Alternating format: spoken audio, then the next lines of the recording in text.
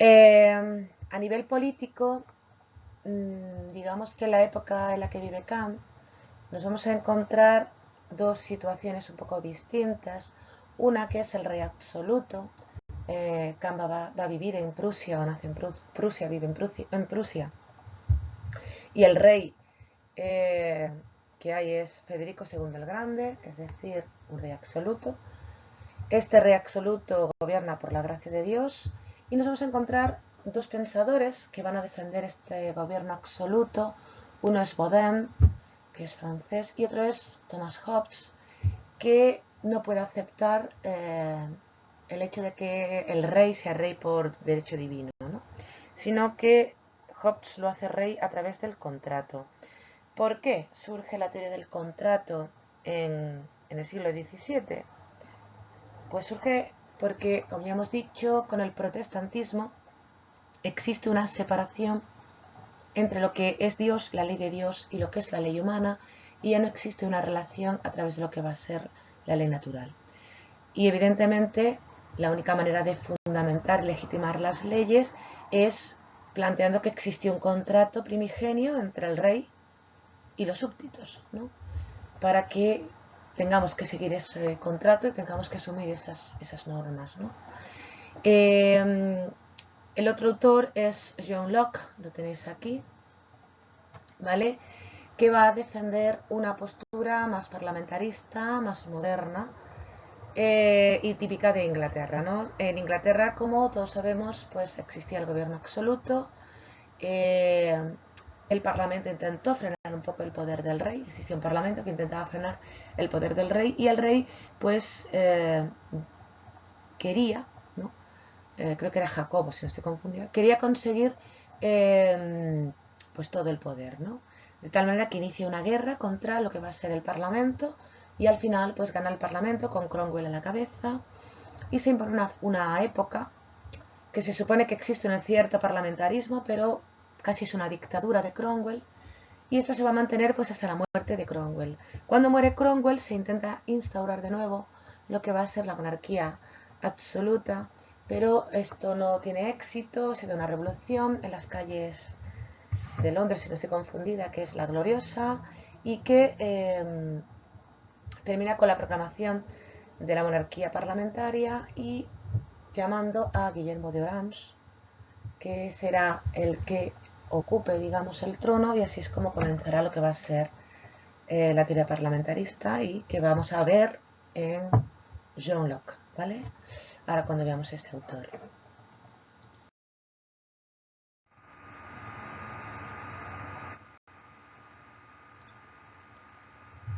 Bueno, Thomas Hobbes, que va a ser el primer autor que veamos del siglo ya, o sea, de la parte de la modernidad y digamos más cercano a lo que va a ser las teorías kantianas, nos interesa porque él parte de que el ser humano no posee de manera innata lo que va a ser la sociabilidad, ¿no? El hombre no respeta la libertad de los otros, el hombre quiere todo para él, ¿no? Es insaciable, quiere conquistarlo todo, ¿no? Tener mucho éxito, que todo el mundo le respete, etcétera, ¿no? Entonces, lo importante es su propia libertad, no le importa la libertad de los demás. Y esta idea, este concepto está ligado en Thomas Hobbes a lo que va a ser los inicios del capitalismo, los inicios de una sociedad más burguesa. Y él va a ver, ¿no?, cómo esa sociedad pues implica muchísima competencia, ¿no? Tenemos que comparar una época que se está perdiendo, que es la época de los gremios, con una época en la que ya los gremios no existen y lo que es una competitividad entre los individuos que evidentemente implica que tú no eres mi compañero, eres mi competidor y yo tengo que hundirte, ¿no? Entonces, ese tipo de sociedad tan insegura y digamos que le produce un poco de miedo, ¿no?, a Hobbes. Y por eso surge esta idea de que el hombre es malo, ¿no?, de que el hombre es egoísta por naturaleza.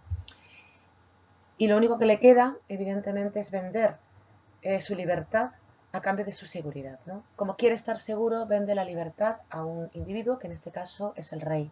y por eso existe un gobierno absoluto, porque es quien mejor puede o el que mejor puede garantizar esa seguridad, según Thomas Hobbes. ¿Vale? Así es como él defiende este tipo de gobierno.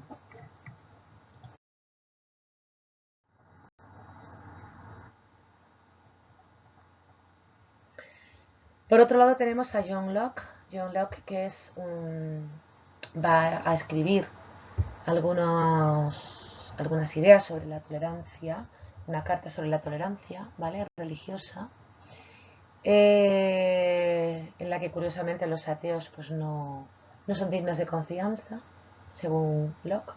Así que hay tolerancia para otras religiones, pero no para un no creyente. Y también defiende Locke la teoría del contrato. ¿Qué pasa? Que para Locke el estado de naturaleza no es un estado malo. El hombre no es malo. Es relativamente una persona normal, ¿no? Y amable. ¿Qué pasa? Que en ese estado de naturaleza no existe la propiedad privada. Sin embargo, en el momento en que se forma la sociedad, comienzan a existir lo que es la propiedad. Y en el momento que aparece la propiedad, aparecen los conflictos. Y necesitamos un ente, un ser que se ocupe de esos conflictos. Y ese ser va a ser el Estado. Básicamente lo que va a defender John Locke es que la propiedad te da libertad, te proporciona la capacidad de ser dueño de lo que haces, de lo que trabajas, ¿vale? Y por lo tanto, todo aquel que posee propiedades tiene derechos. Estamos evidentemente en una sociedad en la que el voto es el voto es porque formas parte del censo, ¿no? Y formas parte del censo porque posees propiedades, ¿no? Por la cantidad de impuesto que puedas pagar, digámoslo así. Por lo tanto, pues es una propiedad. Tú tienes propiedad, pues evidentemente tienes derechos, porque el voto es censitario. Depende de un censo en el que solo aparecen los que tienen propiedades. Así que los derechos están ligados a la propiedad privada. Por eso es necesario protegerla.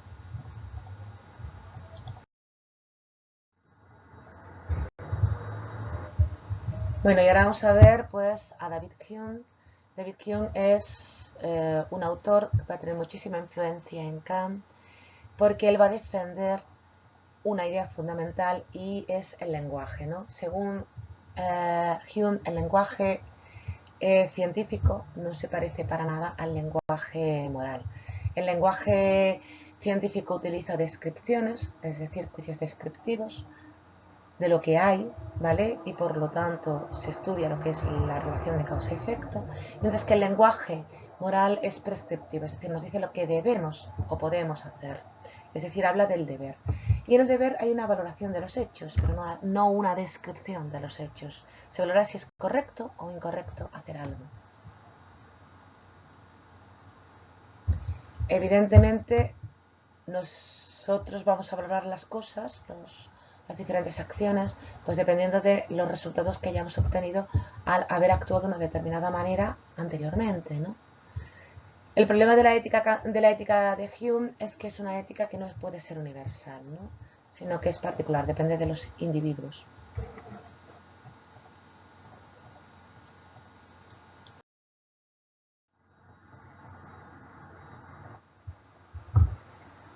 Bueno, voy a explicar ahora a Spinoza, que se opone evidentemente a la moral de Hume, que es un empirista. Si os acordáis, cuando vimos a Descartes, dijimos que Descartes pretendía hacer una ética racionalista, pero murió antes de poder llegar a hacerla, a realizarla. Bueno, pues Spinoza sí pudo hacer esta ética. Spinoza básicamente lo que va a defender es que Dios es la verdadera sustancia, porque existe en sí por sí, igual que va a decir Descartes, en esto más o menos son iguales, y luego que hay modos de darse Dios, y uno de los modos de darse Dios es el cuerpo. ¿Vale? Este cuerpo está sometido a las leyes naturales, es decir, mi cuerpo vive en un mundo físico que tiene que respetar leyes físicas. Y estas leyes naturales son las que van a dirigir, evidentemente, todos mis actos, o sea, todo lo que yo quiera hacer. Luego está por otro lado lo que sería el alma o el pensamiento, que es la idea que tiene el cuerpo de sí mismo, ¿no? Y cómo interpreta la realidad a partir de todo esto y evidentemente cómo le afectan pues, los otros cuerpos, pues cómo le afectan pues, otros pensamientos, ¿no? Nos guste o no nos guste, el cuerpo está determinado por las leyes naturales. Yo puedo querer estar un mes sin comer, pero me muero si no como, o un mes sin beber y también me puedo morir. No hace falta estar ni un mes, menos tiempo estás muerto. Entonces, quiera o no, la ley natural se impone, ¿vale? Por encima de mis deseos. La única manera de poder ser feliz en este tipo de mundo es conociendo, o sea, a través del conocimiento, conociendo las leyes naturales y asumiéndolas. Una vez que las asumas, aceptarás cómo funcionan las cosas y podrás llegar a ser feliz. En cualquier caso, Spinoza acepta que las normas sean coercitivas y que se impongan, ¿vale?, a los individuos para poder controlarlos.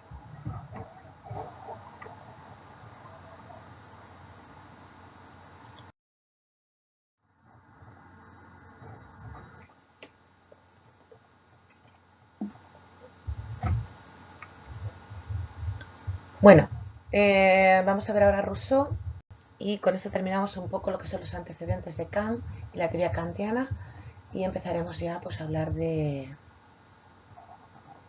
lo que va a ser Kant, ¿no? Lo que va a ser ya la teoría de Kant.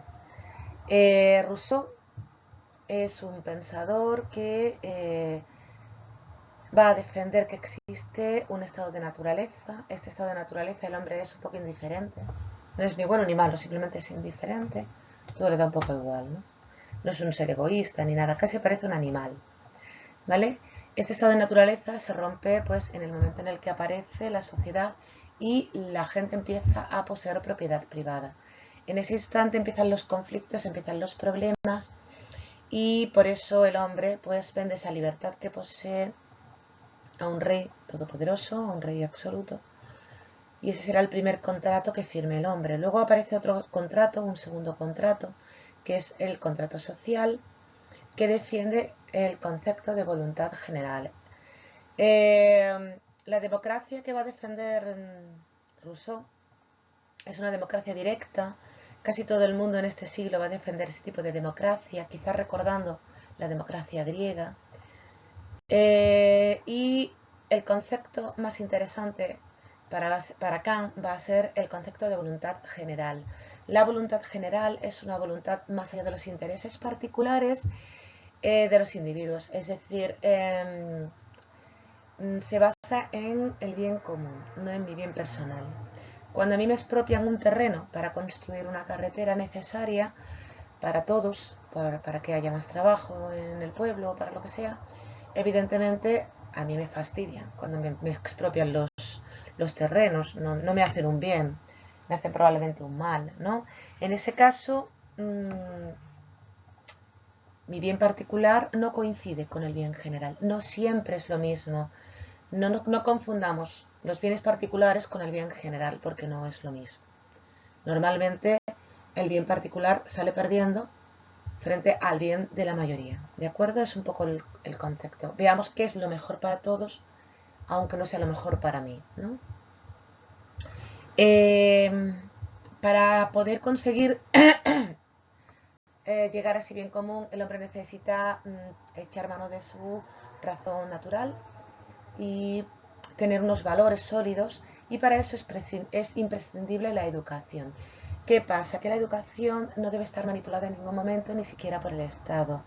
Y por eso Rousseau va a defender una educación en la que los individuos aprenden gracias a que digamos van siguiendo un poco su instinto natural de aprendizaje, ¿no? Sin una imposición desde fuera.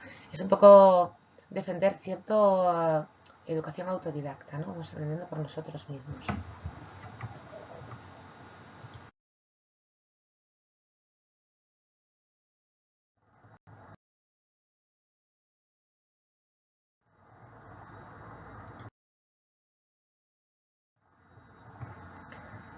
Bueno, la conclusión que sacamos de todo lo que está pasando es la crisis de la metafísica.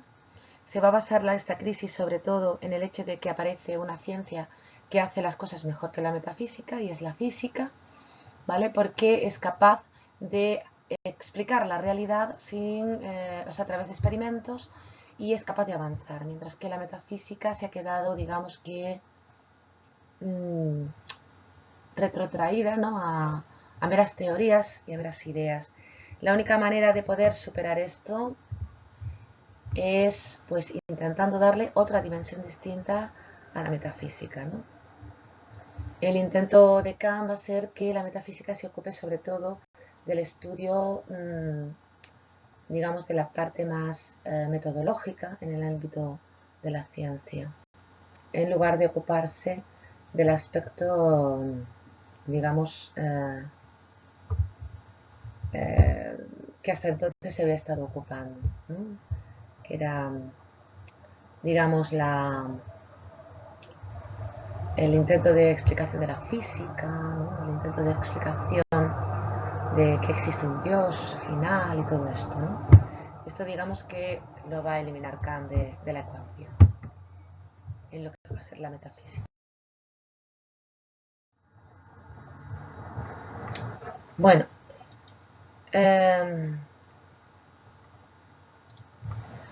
para explicar el idealismo y el realismo, que yo creo que debe quedar claro, tenemos por un lado realismo, que serían que las ideas están fuera del sujeto, aquí las tenéis, bien en otro mundo, caso de Platón, bien en la mente de Dios, caso de la Edad Media en general.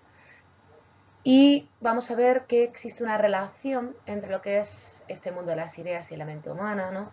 Esa relación va a estar, por un lado, en el esfuerzo que hace el hombre participando de esas ideas, y también en el hecho de que cuando el ser humano muere, el alma se libera y va al mundo de las ideas. En el caso de la Edad Media, esta relación se da, en el caso de San Agustín, a través de la iluminación, en el caso de Santo Tomás, a través de la iluminación por parte de Dios y el esfuerzo que hace el alma para acceder a esas ideas, ¿no? Es un poco las dos cosas.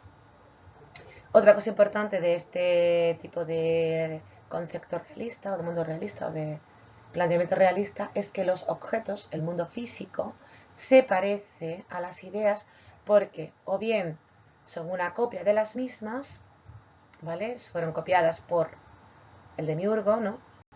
O bien, en el caso de, bueno, imaginemos que sería un objeto natural, ¿vale? No un objeto artificial. O bien, en el caso de Dios, fuesen creados por... en el caso de la Edad Media fuese creado por Dios, ¿vale? Pues básicamente es un poco eso, ¿no? Es realista porque la realidad está fuera del sujeto. En este caso, ¿dónde lo ves? ¿Vale? En otro mundo, ¿de acuerdo? O en la mente de Dios, Edad Media. Bueno, la diferencia entre realismo e idealismo la tenemos claramente vista aquí, ¿no? Tenemos como el realismo defiende que las ideas se encuentran fuera del sujeto, el idealismo defiende que las ideas están dentro de la mente del sujeto. Evidentemente, aquí el sujeto es pasivo, recibe las ideas, no las crea él, digamos, no es activo en el conocimiento no parte de él. Aquí el sujeto es activo porque parte del sujeto, ¿no? Ese conocimiento no está fuera.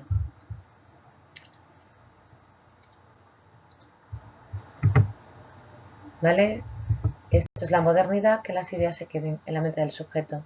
Nos hemos encontrado con un problema. Aquí no hay una relación entre el sujeto y el objeto, mientras que aquí, como vemos, sí la hay, ¿no? ¿Cuál es la relación? Pues que el sujeto recibe las ideas y que además las ideas son copiadas, ¿no? en el objeto, con lo que de alguna manera me aseguro el conocimiento, mientras que aquí no me lo aseguro.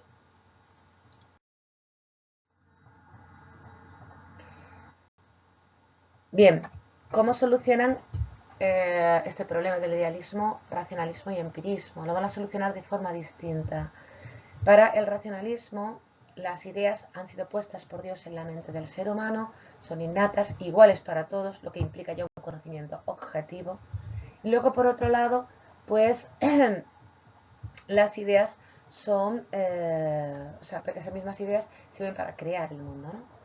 Con lo que Dios, que es bueno, es veraz, es perfecto, no puede permitir aunque yo me engañe, por lo tanto es igual la idea que la realidad, ¿vale? Desde ese punto de vista, el racionalismo es optimista, es posible conocer el mundo. En el caso del empirismo ya no es así. Las ideas no sé si se parecen a los objetos, ¿vale? Con lo que en el empirismo terminamos básicamente por no saber si es igual lo que pienso y lo que hay en el mundo. Y esto nos lleva a cierto pesimismo epistemológico.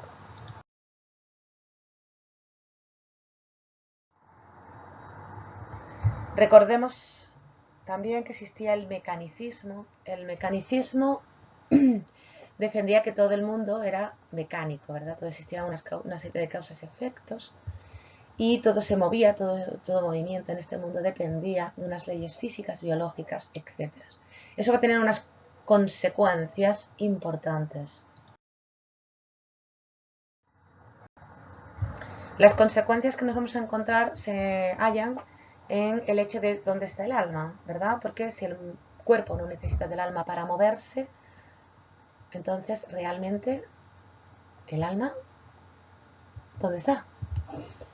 Descartes no consiguió solucionar muy bien este problema, recordémoslo, inventó una glándula, la glándula pineal, que se encuentra por detrás del cuello. En el caso de donde estaría la médula espinal, vamos, prácticamente. En el caso de otros autores, pues lo intentan solucionar como Spinoza, pues con que hay un cuerpo y luego el pensamiento sería que la idea que tiene el cuerpo de sí mismo, ¿no? Pero en último término, si nos fijamos bien, es un problema bastante complejo. Este problema no se va a resolver y se va a mantener a lo largo pues, de toda la modernidad, incluso hoy en día. ¿Vale? Ya no vuelve a unirse cuerpo y alma nunca más.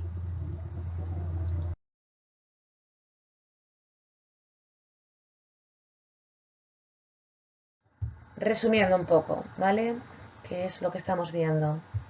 Tenemos, como vemos ahí, una serie de características a nivel político. Kant vive lo que es el despotismo ilustrado, que se basa en la idea de todo por el pueblo, pero sin el pueblo, y vivió bajo el gobierno de Federico II el Grande, que pues hizo muchas cosas importantes por Prusia, pero también hizo grandes burradas en Prusia, ¿vale? Bueno, intervino en un montón de guerras, se metió en un montón de problemas a nivel de económico, con lo que básicamente pues endeudó bastante al Estado, etc. A nivel económico, pues la economía sigue siendo agraria fundamentalmente, aunque aparece el comercio y la agricultura, el comercio y la manufactura, y la sociedad sigue siendo estamental, con los tres estamentos fundamentales, el tercer estado, la nobleza y el clero. Y bueno, a nivel de cultura, pues interesante el neoclasicismo, ¿vale? Que es una vuelta un poco al espíritu griego y a lo normativo en el arte, es decir, que existen unas normas de cómo hay que pintar, etcétera, cómo hay que esculpir. Y luego también pues aparece el pragmaticismo, que empieza a plantear una separación entre lo que es el ser humano y la naturaleza.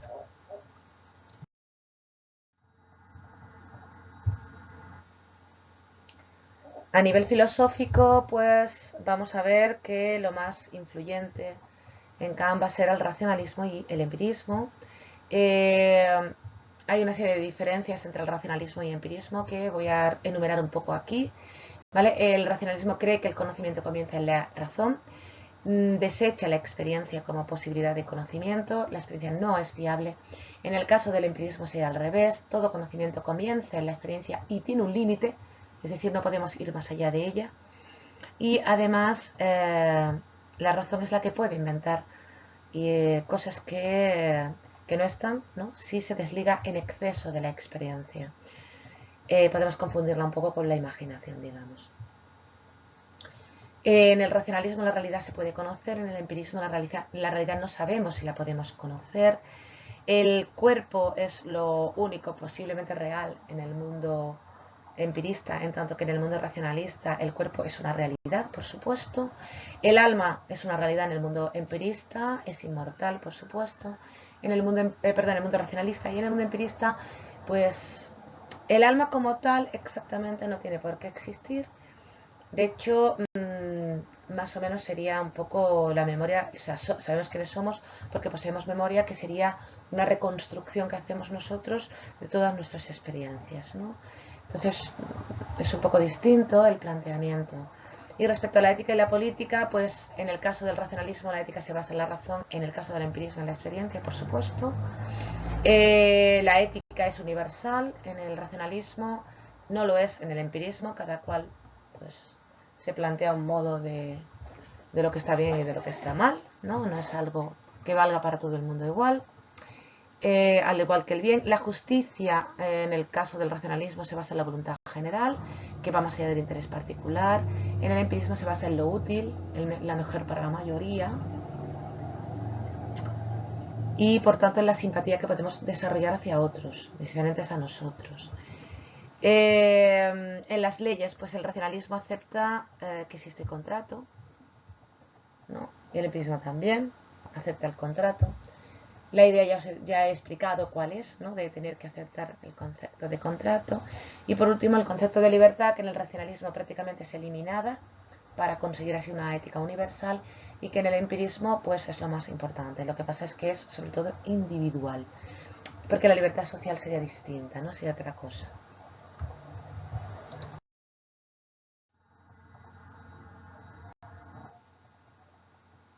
Bueno, aquí tenéis un pequeño resumen de qué acepta y qué rechaza Kant del racionalismo y el empirismo. Le echéis un vistazo, porque prácticamente esto ya se ha explicado antes. Entonces, ¿para qué lo voy a explicar otra vez?